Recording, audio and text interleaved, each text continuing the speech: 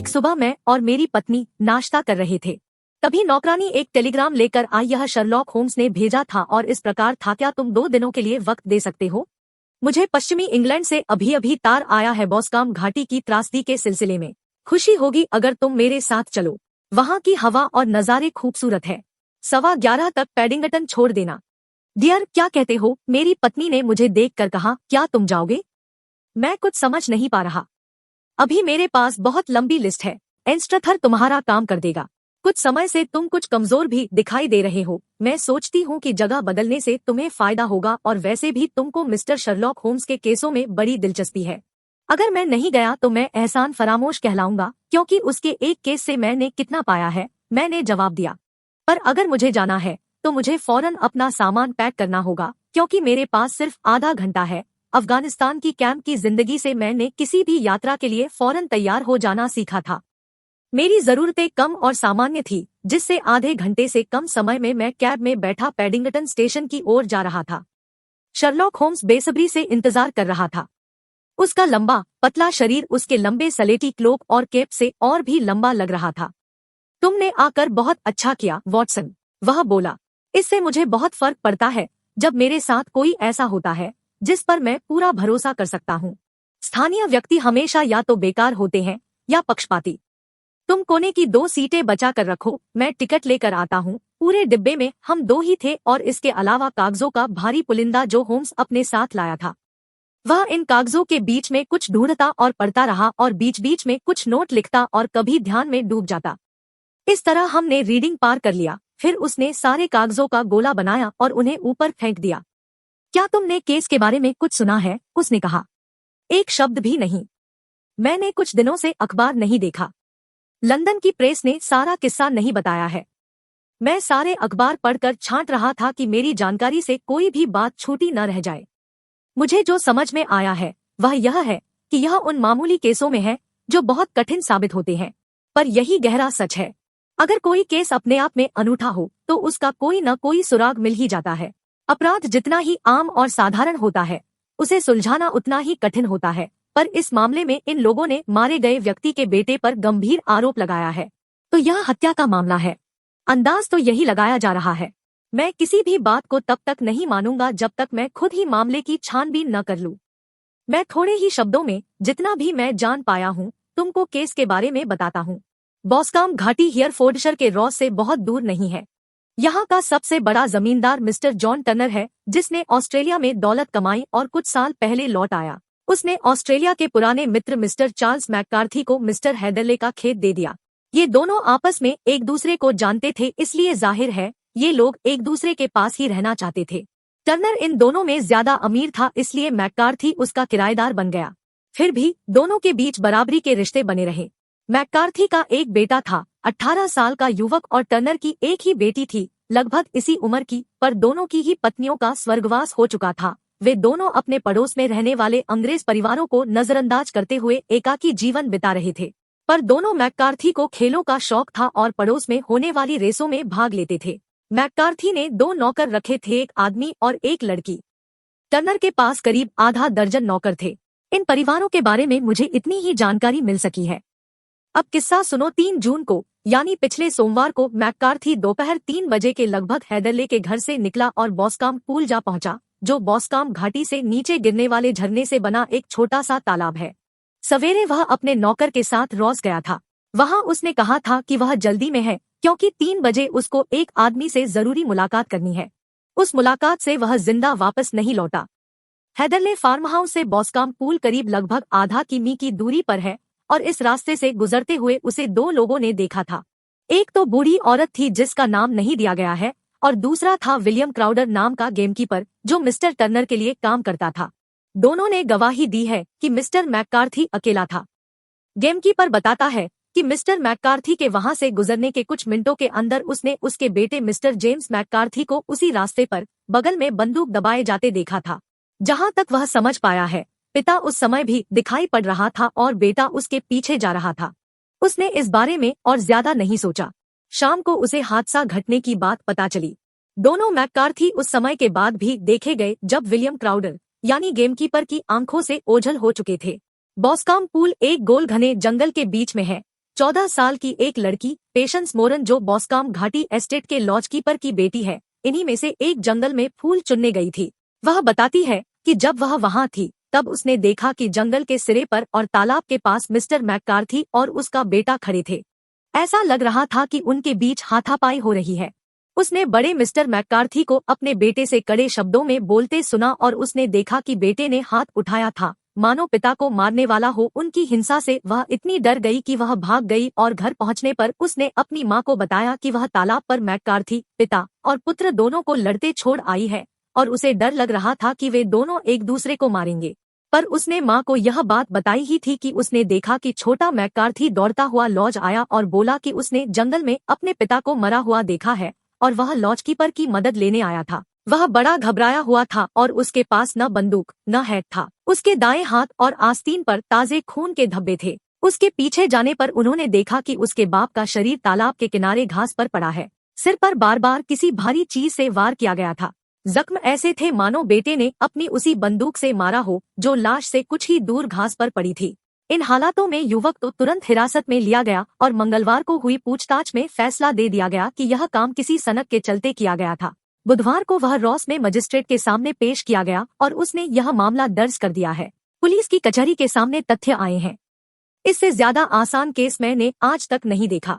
अपराधी सामने है, घटना के सबूत और गवाह इसी ओर इशारा कर रहे हैं। घटनास्थल के सबूत बड़े पेचीदा होते हैं। वह पहले एक और इशारा कर रहे होते हैं, पर अगर तुम दूसरे नजरिए से देखो तो दूसरी और कहानी कहने लगते हैं। फिर भी यह मानना पड़ेगा कि युवक के खिलाफ केस काफी गंभीर है। यह हो भी सकता है कि वह अपराधी हो। उस इलाके में कई लोग हैं और उनमें पड़ोस के जमींदार की बेटी मिस टर्नर भी है जो युवक को बेगुनाह मानते हैं और जिन्होंने यही साबित करने के लिए लेस्ट्रेड को चुना है, जिसके बारे में तुम लाल रंग की स्टडी के दिनों से जानते हो। लेस्ट्रेड उलझन में पड़ गया है और हार कर उसने यह केस मुझे सौंप दिया है। यही वजह है कि दो अधेड़ लोग 80 किमी प्रति घंटा की रफ्तार से पश्चिम की ओर जा रहे हैं, जबकि उन्हें आराम से घर पर बैठकर नाश्ता पचाना था। मुझे लग रहा है कि तथ्य इतने साफ है कि इस केस से तुमको और कुछ भी नहीं मिल पाएगा, मैंने कहा। जो साफ दिखाई देता है उससे ज्यादा छलावा और कहीं नहीं होता, हंसते हुए उसने कहा। इसके अलावा हो सकता है कि हमको कुछ नए साफ सबूत मिल जाएं जो लेस्ट्रेड को नहीं दिख पाए हो। तुम मुझे अच्छी तरह जानते हो, इसलिए यह नहीं समझोगे कि मैं डींग हाँक रहा हूँ कि मैं इस तरीके से लेस्ट्रेड की बात को स्वीकार या अस्वीकार करूंगा जो वह समझ भी नहीं सकता। अब पहला उदाहरण ही लो। मैं साफ देख रहा हूँ कि तुम्हारे बेडरूम में खिड़की दाईं तरफ है, पर मुझे शक है कि मिस्टर लेस्ट्रेड की नजर में यह जाहिर सी बात आती है या नहीं। माय डियर फेलो, मैं तुम्हें अच्छी तरह जानता हूँ। मैं जानता हूँ कि फौजी साफाई तुम्हारे अंदर कूट कूट कर भरी है। तुम रोजाना सवेरे शेव करते हो और इस मौसम में तुम सूरज की रोशनी में शेव करते हो, पर क्योंकि बाईं ओर जाते जाते तुम्हारी शेविंग कमजोर पड़ती जाती है और जबड़े तक पहुँचते पहुँचते काफी बेतरतीब, यह साफ है कि इस तरफ रोशनी दूसरी तरफ की रोशनी से कम होती है। मैं सोच भी नहीं सकता कि तुम्हारी जैसी आदतों वाला कोई शख्स दोनों तरफ एक सी रोशनी होने पर भी ऐसी शेव करेगा। मैं गौर करने और नतीजे पर पहुंचने का एक छोटा सा उदाहरण दे रहा हूं। यहाँ मेरी काबिलियत सामने आती है और यह संभव है कि हमारे सामने आए मामले में इससे मदद मिल सके। पूछताछ के दौरान एक दो छोटे मुद्दे सामने आए थे और उन पर ध्यान देना जरूरी है। वे क्या हैं? ऐसा लगता है कि उसको फौरन हिरासत में नहीं लिया गया था, पर हैदरले फार्म लौटने के बाद लिया गया था। जब इंस्पेक्टर या कांस्टेबल ने बताया कि वह हिरासत में है, उसने कहा कि उसे यह सुनकर ताज्जुब नहीं हो रहा और यह उसके कर्मों का फल है। उसकी इस बात से जाहिर है ज्यूरी के मन में उठी किसी भी तरह की शंका दूर हो गई होगी। वह उसका कबूलनामा था, मैंने कहा। नहीं, क्योंकि इसके बाद उसने कहा था कि वही अपराधी है। सारे घटनाक्रम के बाद उसका इस बात को कबूलना ही शक पैदा करता है। इसके विपरीत होम्स बोला, पर इस समय छाए काले बादलों के बीच मुझे उम्मीद की यही किरण दिखाई देती है। वह कितना भी मासूम क्यों नहीं हो, वह इतना पागल नहीं हो सकता कि देख न सके कि परिस्थितियां उसके एकदम खिलाफ है। अगर वह अपने को बंदी बनाए जाने पर आश्चर्य दिखाता या नाराज होता तो मुझे उस पर शक होता, क्योंकि इन हालातों में आश्चर्य दिखाना या मासूम दिखाई देना स्वाभाविक नहीं होता। पर एक खुराफाती आदमी को यही सबसे अच्छा तरीका नजर आता। उसका हालातों को साफगोई से स्वीकार कर लेना दिखाता है कि या तो वह निर्दोष है या बेहद अड़ियल। उसका कहना कि यह उसके कर्मों का फल है भी स्वाभाविक है, क्योंकि उसी दिन उसने बेटा होने का फर्ज भूलकर अपने पिता से बहस की थी और जैसा छोटी लड़की ने बताया था, उसको मारने के लिए हाथ भी उठाया था और थोड़ी देर बाद उसे मरा पाया था। अपने को वह दोषी मानकर ग्लानि में डूबा था। इस सब से एक स्वस्थ दिमाग दिखलाई देता है, दोषी नहीं। मैंने सिर हिलाया। कई लोग इससे भी कम सबूत मिलने पर फांसी पर लटका दिए गए हैं, मैंने कहा। यह हुआ है और कई लोगों को गलती से लटका दिया गया है। वह युवक खुद क्या बता रहा है इस घटना के बारे में? उसको चाहने वालों को उसकी बात से निराशा हुई होगी। हालांकि एक दो बातें ऐसी हैं जिन पर मैं सोचने को मजबूर हो गया हूँ। तुम पढ़ सकते हो। यहाँ लिखा है। अपने बंडल से उसने हियरफोर्डशायर पेपर की एक प्रति निकाली और वह पृष्ठ निकाल कर दिखाया कि उस युवक ने उस दिन के घटनाक्रम के बारे में क्या बताया था। मैं डिब्बे के एक कोने में बैठ गया और ध्यान से सारी बात पढ़ी। मिस्टर जेम्स मैककार्थी को बुलाया गया और उसने यह गवाही दी, मैं 3 दिनों के लिए घर से बाहर ब्रिस्टल गया था और पिछले सोमवार 3 तारीख की सुबह ही लौटा था। उस वक्त मेरे पिता घर पर नहीं थे और मुझे नौकरानी ने बताया कि वह जॉन कॉब के साथ रॉस गए हुए हैं। मेरे लौटने के थोड़ी देर के बाद ही मैंने उनकी गाड़ी के पहियों की आवाज सुनी और खिड़की से मैंने देखा कि वह उतरे और जल्दी से बाहर जाने लगे। हालांकि मुझे नहीं पता था कि वे किस दशा में जा रहे हैं। फिर मैंने अपनी गन निकाली और बॉस्कॉम पूल की तरफ चल पड़ा, खरगोश के शिकार के लिए। रास्ते में विलियम क्राउडर यानी गेमकीपर दिखाई दिया, जैसा उसने अपनी गवाही में कहा है। पर उसे यह गलतफहमी है कि मैं अपने पिता का पीछा कर रहा था। मुझे मालूम ही नहीं था कि वह मेरे आगे चल रहे हैं। पुल से करीब 90 मीटर की दूरी पर मैंने एक आवाज सुनी, कोई जो मेरे और पिताजी के बीच गुप्त संकेत था। फिर मैं जल्दी से आगे बढ़ा और देखा कि वे पुल के किनारे खड़े थे। वह मुझे देखकर ताज्जुब में पड़ गए और डांट कर पूछा कि मैं वहां क्या कर रहा था। हमारे बीच बहस छिड़ गई, गर्मागर्मी बढ़ी और मारपीट की नौबत आ गई, क्योंकि मेरे पिता बेहद गुस्सैल थे। यह देखकर कि उनका गुस्सा बेकाबू हो रहा है, मैं उनको वहीं छोड़ आया और हैदरली फार्म लौट आया। मैं लगभग 100 मीटर भी नहीं गया था कि मुझे पीछे से भयानक चीख सुनाई पड़ी, जिससे मैं वापस भागा। मैंने देखा कि मेरे पिता जमीन पर पड़े थे, सिर पर भयानक चोट थी। मैंने बंदूक नीचे फेंकी और उन्हें अपनी बाहों में लिया, पर वह तभी खत्म हो गए। मैं कुछ मिनटों के लिए उनके पास बैठा रहा, फिर मिस्टर टर्नर लॉजकीपर के घर भागा मदद मांगने, क्योंकि उसका घर सबसे पास था। जब मैं लौटा तो मैंने अपने पिता के पास किसी को नहीं देखा था। मुझे बिल्कुल नहीं मालूम कि उनको चोट कैसे लगी। वह लोकप्रिय इंसान नहीं थे, क्योंकि उनका स्वभाव रूखा और ठंडा था, पर उनका कोई दुश्मन भी नहीं था। इस मामले में मुझे और कुछ भी नहीं मालूम। कोरोनर, क्या मरने से पहले तुम्हारे पिता ने कुछ कहा? उन्होंने कुछ शब्द बुदबुदाए थे, पर मुझे सिर्फ क्रैट समझ में आया। कोरोनर, इससे तुम क्या समझे? मेरे लिए इसका कोई मतलब नहीं निकला। मैंने सोचा कि वह अनाप शनाप बक रहे हैं। कोरोनर, तुम्हारी अपने पिता के साथ आखिरी बार लड़ाई किस लिए हुई थी? गवाह, मैं इसके बारे में कोई जवाब नहीं देना चाहा। कोरोनर, मुझे खेद है कि मुझे जोर देना होगा। गवाह, यह वाकई नामुमकिन है कि मैं किसी को बताऊं। मैं सिर्फ यह कह सकता हूं कि उसके बाद हुए हादसे से इसका कोई ताल्लुक नहीं। कोरोनर, वह तो कोर्ट फैसला करेगा। मुझे यह बताने की जरूरत नहीं कि तुम्हारे जवाब देने से इनकार करने पर आइंदा की किसी भी कार्रवाई में केस तुम्हारे प्रतिकूल बैठेगा। गवाह, मुझे फिर भी इनकार करना होगा। कोरोनर, हमें पता चला है कि कुई की पुकार तुम्हारे और पिता के बीच आम पुकार थी। गवाह, हाँ थी। कोरोनर, फिर ऐसा कैसे हुआ कि उसने तुमको देखने से पहले ही, बल्कि यह जाने बिना कि तुम ब्रिस्टल से लौट आए हो, यह पुकार लगाई? गवाह, कुछ उलझन में पड़कर मुझे नहीं मालूम। ज्यूरी, पुकार सुनकर लौटने पर क्या तुमने ऐसा कुछ नहीं देखा कि तुम्हारे मन में शक पैदा हो? जब तुमने अपने पिता को चोट से मृत पाया तब भी? गवाह, कुछ खास नहीं। कोरोनर, क्या मतलब? गवाह, मैं इतना सपका गया था और उत्तेजित हो गया था कि मुझे अपने पिता के सिवा कुछ ध्यान नहीं था। पर फिर भी मुझे धुंधला सा याद आ रहा है कि जब मैं दौड़ा तो जमीन पर मेरे बाईं ओर कुछ पड़ा था। वह सलेटी रंग का कुछ था, शायद कोट था। जब मैं पिता के पास से उठा तो मैंने चारों ओर देखा, पर वह चीज वहां नहीं थी। तुम्हारा मतलब है कि तुम मदद पाने के लिए दौड़े, इसके पहले ही वह गायब हो चुकी थी? हाँ, गायब हो गई थी। तुम कह नहीं सकते कि वह क्या थी? नहीं, पर मुझे लग रहा था कि वहां पर कुछ है। शरीर से कितनी दूर? 10 मीटर के लगभग। जंगल के छोर से कितनी दूर? इतनी दूर ही। तो अगर वह हटाई गई थी तो तुम उस वक्त उससे लगभग 10 मीटर की दूरी पर थे? हाँ, पर मेरी पीठ उस तरफ थी। इससे गवाह का बयान समाप्त हुआ। अच्छा, मैंने यह अनुच्छेद पढ़ते हुए कहा। कोरोनर युवक मैककार्थी से बड़ी सख्ती से पेश आता है। वह इस ओर ध्यान खींचता है कि उसके पिता ने क्यों उसे बिना देखे ही पुकारा, और यह कि उसने यह बताने से इनकार कर दिया कि उसकी अपने पिता से बातचीत हुई थी। इस दौरान होम्स धीरे से हंसा और गद्देदार सीट पर पसर गया। तुम और कोरोनर दोनों ही उन बातों को तूल दे रहे हो जो इस युवक के पक्ष में है। क्या तुमको समझ में नहीं आता कि तुम यह भी कहते हो कि उसमें कल्पना शक्ति की कमी है, और यह भी कि वह मनगढ़ंत बना रहा है? कल्पना शक्ति कम थी, इसलिए वह लड़ाई का कारण गढ़ नहीं पाया। जिससे ज्यूरी को उससे सहानुभूति हो सके। कल्पना शक्ति ज्यादा थी। अगर उसने बताया कि उसके पिता ने रैट के संबंध में कुछ कहा था और गायब हुए कपड़े की बात से भी यही लगता है। नहीं सर, मैं इस केस को इस नजरिए से देखूंगा कि जो कुछ भी यह युवक कह रहा है वह सही है, और हम देखेंगे कि इससे हम किस नतीजे पर पहुंचते हैं। अब हम इस केस के बारे में तब तक नहीं बोलेंगे जब तक हम घटनास्थल तक नहीं पहुंचते। हम स्विंडन में लंच करेंगे और मैं समझता हूं कि हम 20 मिनट में वहां पहुंच जाएंगे। जब आखिरकार स्ट्राउड घाटी की खूबसूरती पार करके हम अपनी मंजिल तक पहुंचे तो करीब 4 बज रहे थे। रॉस एक छोटा सा सुंदर शहर था। प्लेटफॉर्म पर एक बेचैन, पतला, चालाक सा दिखने वाला आदमी हमारा इंतजार कर रहा था। उसके गांव जैसे कपड़ों के बावजूद मुझे लेस्ट्रेड को पहचानने में मुश्किल नहीं हुई, जो स्कॉटलैंड यार्ड का था। उसके साथ हमने एयरफोर्ड आर्म्स तक ड्राइव किया, जहां एक कमरा हमारे लिए पहले से ही बुक था। मैंने एक घोड़ागाड़ी का ऑर्डर दे दिया है, चाय पीते समय लेस्ट्रेड ने बताया। मैं तुम्हारी फुर्ती के बारे में जानता हूं कि तुमको तब तक तसल्ली नहीं होगी जब तक तुम घटनास्थल पर नहीं जाते। तुमने बड़ी मेहरबानी की, होम्स ने कहा। यह तो बैरोमेट्रिक प्रेशर की बात है। लेस्ट्रेड चौंक गया। मैं समझा नहीं, वह बोला। पारा कितना है? अच्छा, 29 है। कोई हवा नहीं, न आसमान में कोई बादल।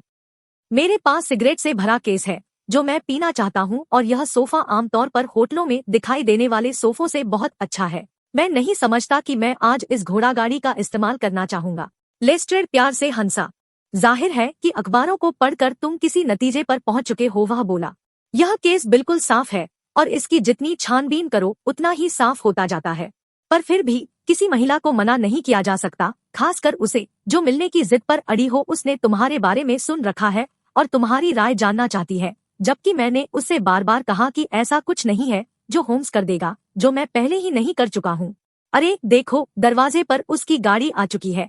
वह बोल ही चुका था कि कमरे के अंदर एक इतनी सुंदर महिला दाखिल हुई जितनी मैंने जिंदगी में पहले कभी नहीं देखी थी। उसकी चमकीली जामुनी आंखें, खुले होंठ और गालों पर लाली बता रही थी कि बदहवासी में वह अपना स्वाभाविक शांत स्वभाव भूल गई थी। ओ मिस्टर शर्लॉक होम्स, हम लोगों पर बारी बारी से नजर डालती वह बोली, और फिर स्त्री की छठी इंद्रिय से उसकी नजर मेरे दोस्त पर टिक गई। मुझे कितनी खुशी हुई है कि तुम आ गए। मैं तुमको यही बताने आई हूँ। मैं जानती हूँ कि जेम्स ने कुछ नहीं किया। मैं जानती हूँ और चाहती हूँ कि तुम भी यही जानते हुए अपना काम शुरू करो। अपने मन में इस बात पर कभी शक मत होने देना।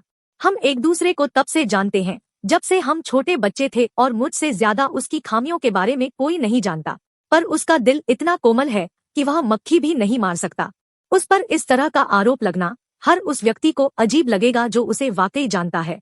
मैं उम्मीद करता हूँ कि हम उसे बरी कर देंगे, शर्लॉक होम्स ने कहा। तुम मुझ पर भरोसा रख सकती हो कि मैं अपनी पूरी कोशिश करूंगा। पर तुमने सबूत पढ़े तो होंगे। तुमने कोई नतीजा निकाला? क्या तुमको कोई भी गलती नजर नहीं आती है? क्या तुमको खुद भी नहीं लगता कि वह निर्दोष है? मैं समझता हूँ ऐसा काफी संभव है। देखा, लेस्ट्रेड को विजयी भाव से देखते हुए उसने कहा। सुना तुमने? यह मुझे उम्मीद दे रहा है। लेस्ट्रेड ने कंधे उचकाए। मुझे लग रहा है कि मेरे सहयोगी ने निष्कर्ष पर पहुंचने में जल्दबाजी की है, वह बोला। पर यह ठीक कह रहा है। ओह, मैं जानती हूँ कि यह सही है। जेम्स ने नहीं किया है। जहाँ तक पिता से झगड़े की बात है, मुझे पक्का पता है कि वह कोरोनर के सामने इसलिए नहीं बोल रहा है क्योंकि वह झगड़ा मेरी वजह से था। किस तरह? होम्स ने पूछा। यह समय नहीं है कि मैं कुछ भी छिपाऊं। जेम्स और उसके पिता में मुझे लेकर मतभेद था। मिस्टर मैककार्थी चाहते थे कि हमारे बीच शादी हो जाए, पर जेम्स और मैं हमेशा से एक दूसरे के लिए भाई बहन का प्यार रखते थे। पर वह अभी कम उम्र है और अभी बहुत थोड़ी जिंदगी ही देखी है, और वह इस तरह का अभी कुछ नहीं करना चाहता था। इसलिए उन दोनों के बीच झगड़े होते थे, और मुझे पक्का पता है कि यह झगड़ा भी कुछ ऐसा ही था। और तुम्हारा पिता? होम्स ने पूछा। क्या वह ऐसे किसी रिश्ते के पक्ष में था? नहीं, वह भी इसके खिलाफ है। मिस्टर मैककार्थी के अलावा कोई भी इसके पक्ष में नहीं है। उसके ताजा चेहरे पर लाली छा गई जब उसने देखा कि होम्स उसकी ओर सवालिया नजर से देख रहा है। इस जानकारी के लिए शुक्रिया, वह बोला। अगर मैं कल तुम्हारे घर आऊं तो क्या तुम्हारे पिता से मिल सकूंगा? मुझे डर है कि डॉक्टर आज्ञा नहीं देगा। डॉक्टर? हाँ, क्या तुमको सुनाई नहीं दिया? बेचारे पिता कई सालों से बीमार है, पर इस हादसे ने उन्हें बिल्कुल तोड़ दिया है। उन्होंने बिस्तर पकड़ लिया है कि उनकी मानसिक स्थिति टूट चुकी है। मिस्टर मैककार्थी ही एकमात्र जीवित आदमी थे जो डैड को विक्टोरिया के पुराने दिनों से जानते थे। हाँ, विक्टोरिया। यह जानकारी महत्वपूर्ण है। हाँ, खदानों में, बिल्कुल सोने की खदानों में, जहां जैसी मुझे जानकारी है मिस्टर टर्नर ने अपनी दौलत कमाई। हाँ, बिल्कुल सही। शुक्रिया मिस टर्नर, तुमने मेरी जरूरी मदद की है। अगर कल कोई जानकारी मिले तो मुझे बताना। इसमें शक नहीं कि जेम्स से मिलने जेल जाओगे। ओह, अगर तुम जाओ मिस्टर होम्स, उसे जरूर बताना कि मैं जानती हूं कि वह बेगुनाह है। जरूर मिस टर्नर। मुझे अब घर जाना होगा क्योंकि डैड बहुत बीमार है और जब मैं उन्हें छोड़ जाती हूँ तो वे मुझे बहुत याद करते हैं। Goodbye. वह कमरे से उतनी ही फुर्ती से चली गई जितनी फुर्ती से आई थी और हमने उसकी गाड़ी के पहियों की खड़खड़ाहट सड़क पर जाती सुनी। मुझे तुम पर शर्म आ रही है, होम्स, लेस्ट्रेड ने थोड़ी देर चुप रहकर शांत स्वर में कहा। तुमने उसमें उम्मीद क्यों जगाई जो तुम जानते हो उसे निराश करेगी? मैं बहुत ज्यादा कोमल दिल का नहीं हूँ, पर फिर भी मैं इसे क्रूरता कहूंगा। मुझे लगता है कि जेम्स मैककार्थी को बेगुनाह साबित करने का रास्ता मुझे मिल गया है, होम्स ने कहा। क्या तुम्हारे पास उससे जेल में मिलने का आर्डर है? हाँ, पर सिर्फ मेरे और तुम्हारे लिए। फिर मैं बाहर न जाने का अपना इरादा वापस लेता हूँ। क्या हमारे पास अभी वक्त है कि हियरफोर्ड की ट्रेन पकड़कर आज रात ही उससे मिल सके? काफी वक्त है। तो फिर ऐसा ही करते हैं, वॉटसन। मैं सिर्फ कुछ ही घंटों के लिए बाहर रहूंगा। मैं उनके साथ पैदल स्टेशन गया और उस छोटे से शहर की सड़कों पर घूमा और आखिर में वापस लौटकर होटल आ गया, जहां मैं सोफे पर लेटकर एक पीले मुखपृष्ठ वाला उपन्यास पढ़ने लगा। पर जिस गहरे रहस्य को फिलहाल हम सुलझाने की कोशिश कर रहे थे, उसके मुकाबले इस उपन्यास की कहानी की रूपरेखा बहुत कमजोर थी और मैं बार बार कल्पना से हकीकत में आ रहा था। आखिर में मैंने उपन्यास को उठाकर फेंक दिया और पूरे ध्यान से सारे दिन की घटनाओं के बारे में सोचने लगा। मान लो इस परेशान युवक की कहानी पूरी तरह सच्ची है, तो ऐसी कौन सी काली छाया पड़ी, कौन सी अनहोनी घट गई उस छोटे से वक्त के बीच जब वह अपने पिता को छोड़कर वापस आ रहा था और फिर उनकी भयानक चीखें सुनकर वापस उसके पास पहुंचा। यह बहुत ही भयावह था। वह क्या हो सकता था? क्या चोटों के निशान को देखकर मेरा डॉक्टरी अनुभव कुछ नहीं बता सकेगा? मैंने घंटी बजाई और वहां का स्थानीय अखबार मंगवा भेजा, जिसमें अपराध और उसकी छानबीन की पूरी जानकारी थी। सर्जन ने अपने बयान में कहा था कि बाईं पैरिटल बोन के पोस्टीरियर थर्ड और ऑक्पिटल बोन का बायां आधा हिस्सा किसी चपटे हथियार के तेज वार से चकनाचूर हो गया था। मैंने अपने सिर पर यह जगह ढूंढी। साफ था कि ऐसा वार पीछे से ही किया जा सकता था। यह बात कुछ हद तक आरोपी के पक्ष में थी क्योंकि झगड़े के वक्त वह और उसके पिता आमने सामने खड़े देखे गए थे, पर फिर भी यह ज्यादा ठोस सबूत नहीं था क्योंकि ऐसा भी हो सकता था कि वृद्ध के पलटने पर पीछे से वार किया गया हो। फिर भी